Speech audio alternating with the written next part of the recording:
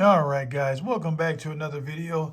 So we finally have a lot of products that we can discuss, big time announcements, pre-orders, all that good stuff. I have been waiting and anticipating all these releases and trying to figure out what's going to be my next product.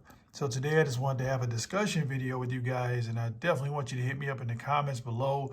Um, Also, go ahead and hit that subscribe button. We are still pushing here, trying to get to 1,000 subscribers so I can finally start to do some giveaways. So make sure if you haven't subscribed already, hit that subscribe button. So let's jump into what's been going on. If you guys have been watching my other videos, I was kind of on the fence about the OnePlus Pad.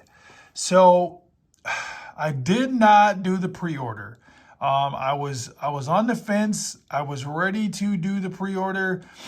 They were doing the free folio case thingy or the pen, but I decided not to do it. And now I see they brought it back. Now this thing's been released. They're doing like I guess it was like a Mother's Day thing that I remember getting an email for, where now they're gonna do at least a free case. Before I know it was the keyboard case. So now I'm thinking it's just the folio case that they're doing free with it. So that was something that I was torn, all right? And I was thinking about the price.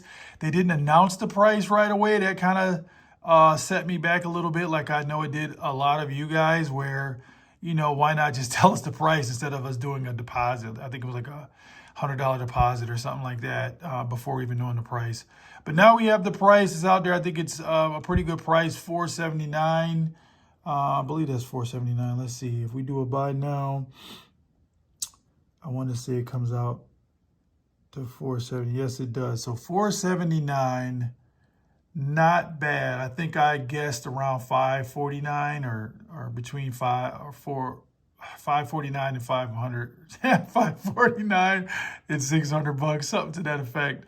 So I was a little off there. So I'm pleasantly surprised. I'm glad they did not price themselves out of the market. You guys hit me up if you did pick one of these up. I haven't watched any videos on this one yet to see how people really feel about it. So I want to do a little bit more research before I actually pull the trigger on this device. What I will say, though, what I was excited about is it does have 144 hertz refresh rate. I love the aspect ratio of it. And I want to say they made a big deal about the speaker quality, or I really want to test that out. So, oh, maybe it is the... Are they still doing the free keyboard case? Just says folio case here, though, so I don't know. I could be wrong. But either way, there was another announcement, and it was the Pixel tablet. So I was real curious to see what the specs and everything was going to be for this guy, and I like the fact that they're going to include this docking station. So if you guys are big into music like I am, I think this will be a pretty good device to have in the house. Just to prop it up on that little speaker set and have like some entertainment going. You can have it set to see your Google Home devices and control that. Do your pictures and whatnot to display on it. So some pretty cool features, but honestly, I wasn't blown away. And I think because of the refresh rate, it's still only 60 hertz. So to me, this is more of a lower end tablet. And I was looking for something to really force me out of my, or at least get a competitor for my 2018 iPad Pro that I'm still using right here. So a little disappointed with that. I wanted at least a 90 hertz refresh rate. But, having it at 60, I'm not ready to jump on board just yet.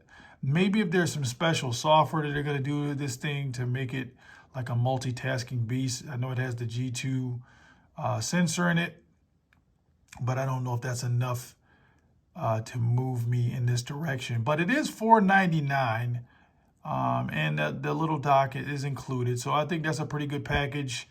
I didn't see any mention of a stylus, which kind of bothers me as well. So they're not really trying to compete in that realm.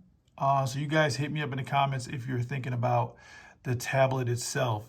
Which now brings us to the Pixel Fold, which to me is a little bit more exciting. That was at least until they did the price of this device. So let me see if I can pull this up so we can discuss the Pixel Fold. So if you guys have been watching my videos, you know I've had a lot of experience with foldable devices, even some devices I had imported in.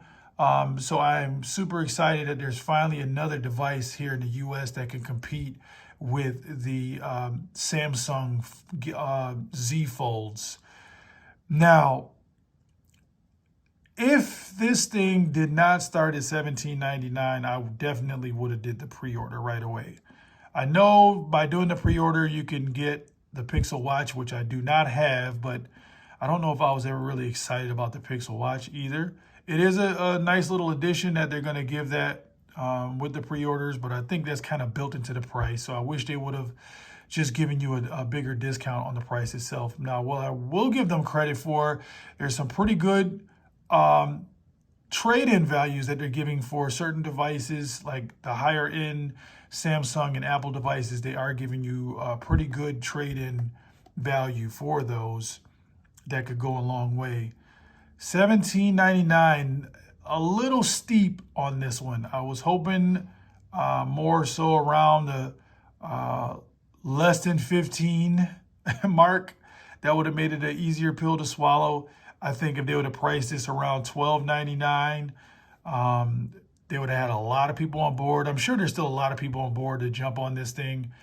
I'm super curious about picking up this device, but maybe I'll let you guys sway me either way if I should get this thing to definitely do videos on the channel with it. I am curious about it. I love that it's the 120 hertz. I'm really curious to see how the cameras are going to function on this because, as we know, Pixel is great for their cameras. It's just that's a tough pill to swallow. That $17.99 that seems to be a lot for this introductory device. This is their first generation of a foldable. The crease, I've seen some videos on this one. The crease doesn't seem like it's much better than my Z Folds. So that's kind of a downside as well. Water resistance is good.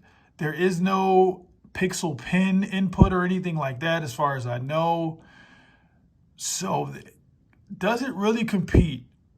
It's got the G2 sensor, which is starting to seem like it's a little outdated, especially by the time this thing drops, later this summer, because I know Samsung's gearing up with their Z Fold 5. I don't know how many, changes they're going to make to that to make you want to jump from a Fold 4 to a Fold 5, because from what we're hearing now, there won't be any place to store the S Pen, which is what I was kind of banking on.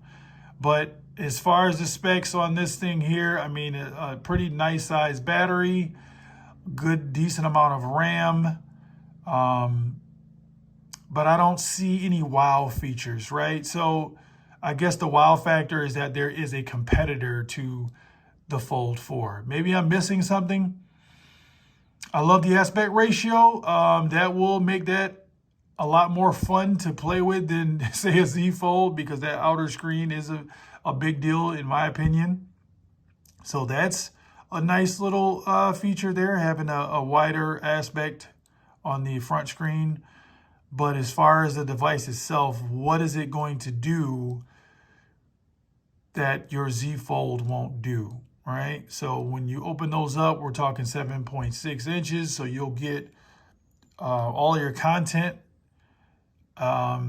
Google software is solid, but where's the fun factor, right? Samsung is more customizable. Yeah, you guys tell me. Convince me in the comments below which device are we going to roll with. So I'm curious to know what you guys are thinking, which way you're leaning. But until the next one, peace.